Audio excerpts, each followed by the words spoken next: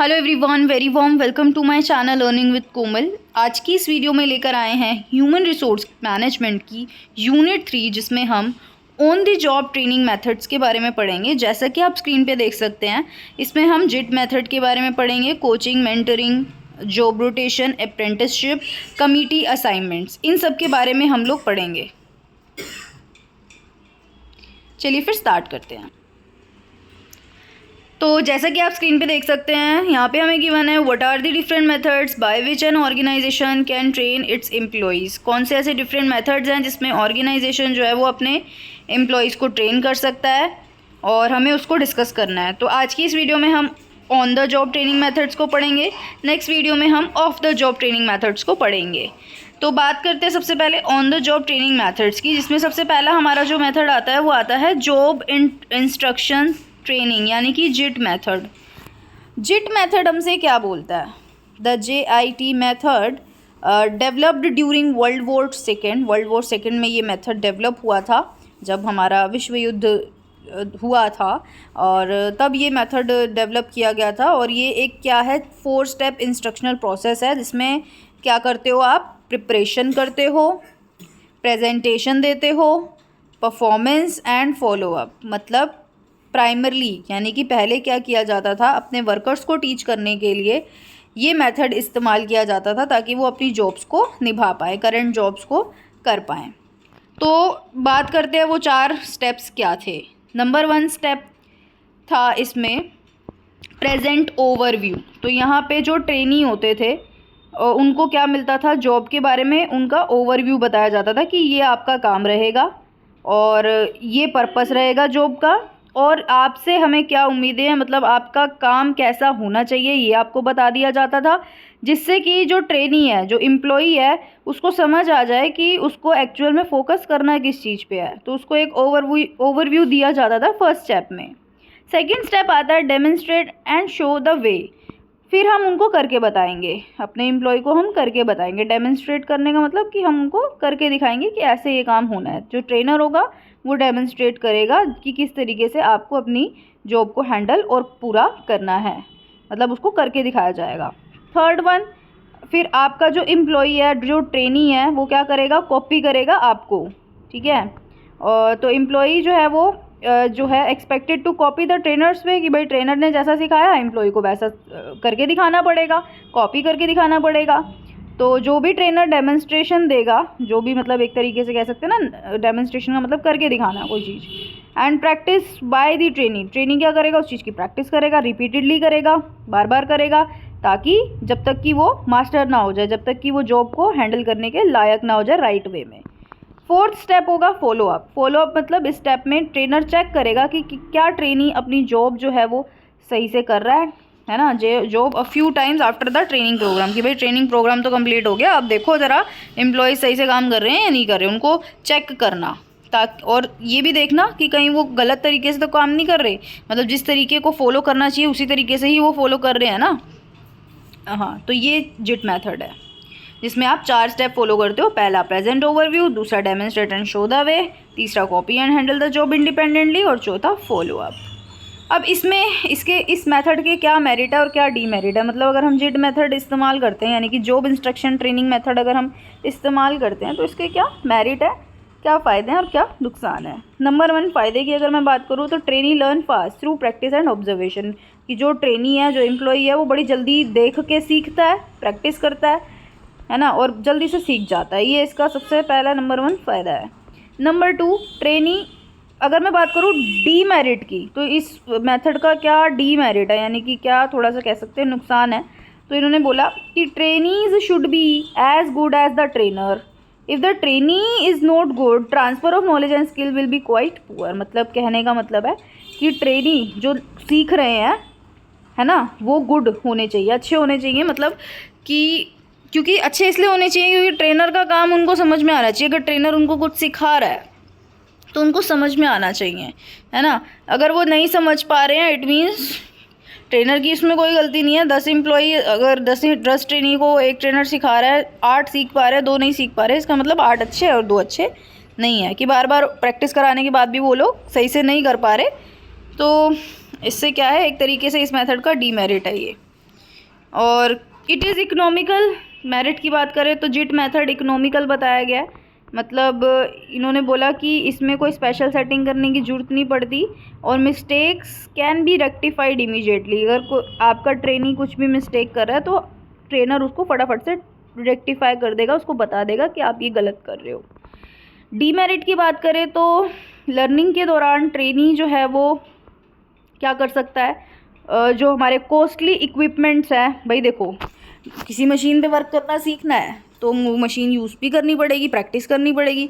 तो अगर वो मशीनरी बड़ी कॉस्टली है, कॉस्टली इक्विपमेंट अगर डैमेज हो जाएगा, मटेरियल वेस्ट हो जाएगा तो और एक्सीडेंट भी हो सकता है। देखो मशीन पे वर्क कर रहे हो, हार्ड वर्क कर रहे हो, तो ये इसके कुछ डीमेरिट्स हैं। अब हम बात करेंगे अपने सेकंड मेथड की, दैट इज़ कोचिंग। कोचिंग एक kind of daily training and feedback given to employees by immediate supervisor. देखो मेरे ऊपर होता है एक सुपरवाइज़र जो मुझे सुपरवाइज कर रहा है, जो मुझे देख रहा है कि मैं अपना काम सही से कर रही हूँ या नहीं कर रही। तो कोचिंग एक तरीके की डेली ट्रेनिंग होती है, मतलब आपको डेली सुपरवाइज किया जाता है आपके सुपरवाइज़र के द्वारा, और फिर वो सुपरवाइज़र क्या करता है, आप जो है फीडबैक देता है, एम्प्लॉयज़ को बताता है कि आप ऐसे नहीं ऐसे काम करो, आप ये गलत कर रहे हो, ठीक है। तो कोचिंग जो है वो कह सकते हैं कॉन्टीन्यूस प्रोसेस है of learning by doing. Learning by doing मतलब करके सीखो, राइट। आप कर रहे हो, आप कुछ गलत करोगे तो आपका सुपरवाइज़र आपको बताएगा नहीं नहीं ये काम ऐसे नहीं ऐसे होगा, राइट। तो it may be defined as informal unplanned on the job training. तो ये कह सकते हैं कि एक इनफॉर्मल यानी कि पर्सनल बोल सकते हैं, अनप्लान्ड ट्रेनिंग प्रोग्राम होता है, ठीक है। तो कोचिंग में क्या होता है, सुपरवाइज़र आपको एक्सप्लेन कर देता है चीज़ें, आपके क्वेश्चंस के आंसर दे देता है, वो ये भी बता देता है कि why things are done the way they are being done, है ना, कि क्यों इस तरीके से हमें काम करना चाहिए। और ही offer a model for trainees to copy, वो एक तरीके से ट्रेनीज़ के लिए मॉडल भी बनाता है जिससे ट्रेनी जो है वो कॉपी कर पाए उस मॉडल को और वो अच्छे से काम सीख पाए। तो coaching could be put to good use when, coaching एक अच्छा मेथड साबित हो सकता है अपने एम्प्लॉयज़ को ट्रेन करने का, जब एक एम्प्लॉई जो है वो न्यू कॉम्पिटेंसी को डेमोन्स्ट्रेट करे, एक एम्प्लॉई जो है वो अपना इंटरेस्ट जगाए in different job within the organization. उसको खुद का इंटरेस्ट होना चाहिए कि अब मैं इस काम से बोर हो गया हूँ और मुझे ये वाला काम करना है, तो उसको खुद का इंटरेस्ट भी मैटर करता है। एम्प्लॉई सीक्स फीडबैक, एम्प्लॉई चाहता है, खुद कहता है कि मैंने क्या ये काम सही से किया, खुद से वो पूछता है बड़े अपने सुपरवाइज़र से कि क्या मैंने ये काम सही किया, फीडबैक लेता है वो। तो इसके कुछ, तो अब इन्होंने क्या बोला कि एक अच्छे कोच की क्या विशेषताएं हैं, कि एक अच्छा कोच वो होता है जो आपको एक्सप्लेन सही से कर पाए कि आपको चीज़ें कैसे करनी हैं, आपको वो क्लियर कर पाए कि आपको कैसे एक्शंस लेने हैं, और साथ में आपकी ऑब्जर्वेशंस को वो एक्यूरेटली बता पाए, आपको सजेशंस दे पाए, ये सारे कुछ। उसके बाद आता है मेंटरिंग, मेंटोरिंग बोल सकते हैं, मेंटरिंग बोल सकते हैं। तो mentoring is a relationship in which a senior manager is an organization assume the responsibility for grooming a junior executive. देखो मेंटरिंग जो है वो तीसरा मेथड है, ठीक है। तो मेंटरिंग है क्या, मेंटरिंग जैसे हम कॉलेज आते हैं हमारा एक मेंटर होता है, हम स्कूल में होते हैं हमारा एक मेंटर होता है। मेंटोर वो पर्सन होता है जिससे हम गाइडेंस लेते हैं, राइट, जो हमें गाइड करता है, वो हमारा मेंटोर होता है। तो मेंटरिंग एक रिलेशनशिप होता है सीनियर मैनेजर का जूनियर एग्जीक्यूटिव के साथ, ठीक है। तो technical, interpersonal and political skills जो हैं वो जनरली कन्वे की जाती हैं उस रिलेशनशिप में from the more experience person. Obviously senior manager जो आपका मेंटर है उसके पास आपसे ज़्यादा एक्सपीरियंस है, जब भी वो इस पोस्ट पे है तो वो अपना रिलेशनशिप, अपनी skills, technical, interpersonal, political skills सब आपसे शेयर करता है, ठीक है। तो मेंटर जो है वो टीचर भी होता है, स्पाउस भी होती है, या मतलब स्पाउस इन द सेंस कि आप मेल हो तो आपकी स्पाउस होगी फीमेल वाइफ, और वाइफ हो तो आपका स्पाउस होगा husband, that is spouse. Counsellor, right, developer of skills and intellect, host, guide, ये सब आपके क्या हो सकते हैं, मेंटोर हो सकते हैं। अब मेंटोर का काम क्या होता है, मेंटोर का क्या काम होता है, फंक्शंस क्या है मेंटोर के, करियर फंक्शन। सबसे पहले करियर फंक्शंस रिलेशनशिप के दो वो एस्पेक्ट होते हैं जो आपकी करियर एडवांसमेंट को बढ़ाते हैं, इसमें स्पॉन्सरशिप भी इंक्लूडेड होता है। स्पॉन्सरशिप का मतलब जहाँ पे मेंटोर जो है वो एक्टिवली जूनियर पर्सन को नॉमिनेट करते हैं प्रमोशन के लिए या फिर डिज़ायरेबल पोजीशन के लिए, क्योंकि एक मेंटोर के अंडर बहुत सारे लोग काम करते हैं, ठीक है। तो अब मेंटोर ही डिसाइड करता है कि अगर कोई उसके अंडर जो वर्क हो रहा है, जूनियर एग्जीक्यूटिव जो वर्क कर रहे हैं, उसमें से कौन सा एम्प्लॉय ज़्यादा अच्छा काम कर रहा है, जिसको हम प्रमोट कर सकते हैं, जिसको हम प्रमोशन कर सकते हैं, है ना। तो ये सब है। देखो मेंटोर के क्या क्या काम है। Exposure and visibility. मेंटोर जो है वो अपने मेंटीज़ को अपॉर्चुनिटीज़ भी ऑफ़र करते हैं, है ना, कि भाई नई नई अपॉर्चुनिटीज़ भी उनको ऑफ़र की जाती है ताकि उनको बेटर एक्सपोजर मिल पाए। कोचिंग की अगर मैं बात करूँ तो मेंटर अपने मेंटीज़ की हेल्प करते हैं ये एनालाइज करने में कि कैसे how they are doing their work and to define और रीडिफाइन देयर एस्पिरेशंस। तो यहाँ पे मेंटर क्या करते हैं, प्रैक्टिकल एडवाइस देते हैं कि कैसे अपने ऑब्जेक्टिव्स को आपको पूरा करना चाहिए, अपने करियर ऑब्जेक्टिव्स को पूरा करना चाहिए, कैसे आप रिकग्निशन गेन कर सकते हो। प्रोटेक्शन की अगर मैं बात करूँ तो मेंटर्स जो है वो अपने मेंटीज़ को हार्मफुल सिचुएशंस से भी बचाते हैं, ठीक है। उसके बाद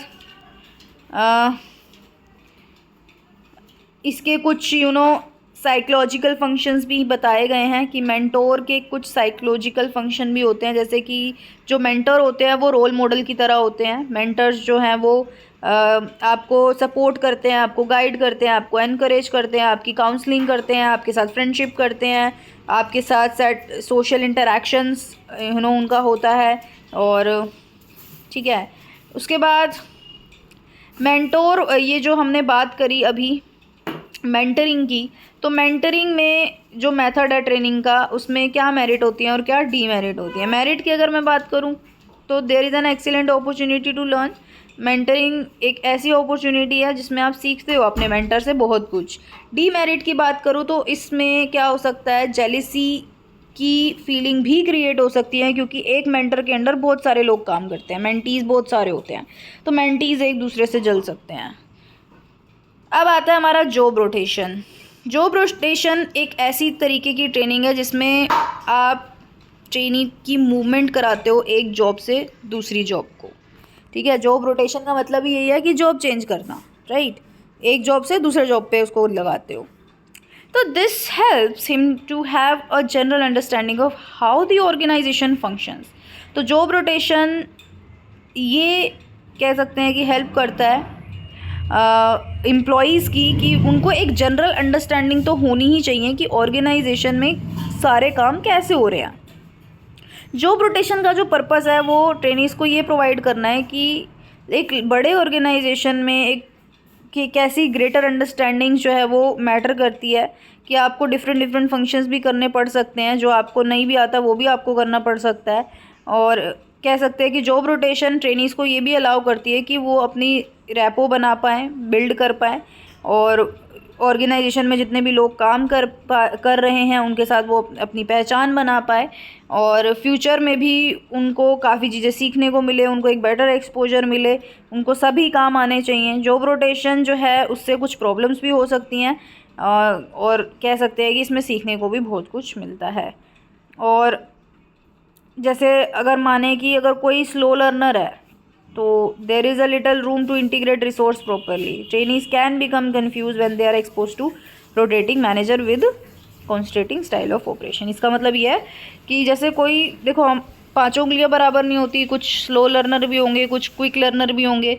स्लो लर्नर्स को थोड़ी दिक्कत आ सकती है एक जॉब से दूसरी जॉब पे उनको लगाना, क्योंकि एकदम से तो वो एक काम सीखेंगे फिर वो दूसरा काम नहीं सीख पाएंगे। तो ये जो मेथड है ये उन लोगों के लिए ज़्यादा बेनिफिशियल है जो क्विक लर्नर है, जिनको एक काम बड़ी जल्दी आ गया, अब वो दूसरी काम भी करने को तैयार है, मतलब कि तेज बंदे जैसे के काम आता है ये मेथड, ठीक है। उसके बाद आता है अप्रेंटिसशिप ट्रेनिंग। अप्रेंटिसशिप ट्रेनिंग की अगर मैं बात करूँ तो बहुत सारे जो क्राफ्ट वर्कर है, जैसे कि प्लम्बर, कारपेंटर, इनको ट्रेंड किया जाता है फॉर्मल अप्रेंटिसशिप प्रोग्राम के through. Apprentices are trainees who spend a specific amount of time as required, कि आपको कुछ बनना है, कुछ सीखना है, तो आपको इतना तो टाइम एटलीस्ट देना ही पड़ेगा उस चीज़ को सीखने के लिए, और आपको एक्सपीरियंस्ड वर्कर के साथ भी काम सीखना पड़ेगा, उसके साथ काम करना पड़ेगा। आपको एक कोच, आपको एक ट्रेनर की ज़रूरत पड़ेगी, और कह सकते हैं कि इसमें इंटर्नशिप की भी रिक्वायरमेंट रहेगी, और कह सकते हैं कि जो इंटर्नशिप है वो सिमिलर है अप्रेंटिसशिप से, because they also demand high level of participation from the training. तो अप्रेंटिसशिप ट्रेनिंग वो होती है जिसमें आपको कह सकते हैं कि हाई लेवल ऑफ पार्टिसिपेशन देना पड़ता है ट्रेनी को, जो सीख रहा है उसको एक रिक्वायर्ड टाइम तो देना ही पड़ेगा उस काम को सीखने के लिए। और इसका एक इम्पॉर्टेंट डिसएडवांटेज ये है अप्रेंटिसशिप मेथड का, जो डिसएडवांटेज है कि इसमें जो पीरियड ऑफ ट्रेनिंग होता है वो यूनिफॉर्म होता है। यूनिफॉर्म मतलब सेम, कि अगर 10 लोग सीखने आए हैं तो उनको हम 2 महीने का कोर्स ऑफर करें तो 2 महीने ही सबको सिखाया जाएगा, 4 महीने ही सिखाया जाएगा। एक यूनिफॉर्म पीरियड ऑफ टाइम दिया जाता है डिफरेंट ट्रेनीज़ को। लेकिन हम जानते हैं कि लोगों की जो एबिलिटीज़ है वो अलग अलग होती है, कोई जल्दी सीख जाता है, कोई देर से सीखता है। तो ये इसका एक डिसएडवांटेज है कि टाइम सबके लिए सेम होता है। जो बहुत जल्दी फास्ट सीख जाते हैं वो क्या करते हैं, वो प्रोग्राम को क्विट ही कर देते हैं, वो कहते हैं आ तो गया अब और क्या सीखना है। तो स्लो लर्नर्स जो होते हैं उनको ज़्यादा एडिशनल ट्रेनिंग की ज़रूरत पड़ती है। तो ये सारा इसके बारे में था। उसके बाद बात करेंगे कमिटी असाइनमेंट्स की। इस मेथड में क्या होता है, इस मेथड में ट्रेनी को बोला जाता है सॉल्व करने के लिए एक्चुअल ऑर्गेनाइजेशन प्रॉब्लम को, कि भाई हमारा ऑर्गेनाइजेशन है, ये प्रॉब्लम चल रही है, कैसे आप सॉल्व करोगे बताओ। ठीक है, मतलब उनको एक कह सकते हैं कि एक ऐसी सिचुएशन क्रिएट करके देते हैं, प्रॉब्लम बना के देते हैं, चलो ये आपको प्रॉब्लम आ गई तो अब आप क्या करोगे, कैसे इसको टैकल करोगे, कैसे डील करोगे उस प्रॉब्लम से। तो ट्रेनीज़ को एक साथ काम करना पड़ता है और उस प्रॉब्लम का सॉल्यूशन ऑफ़र करना पड़ता है एम्प्लॉयर्स को।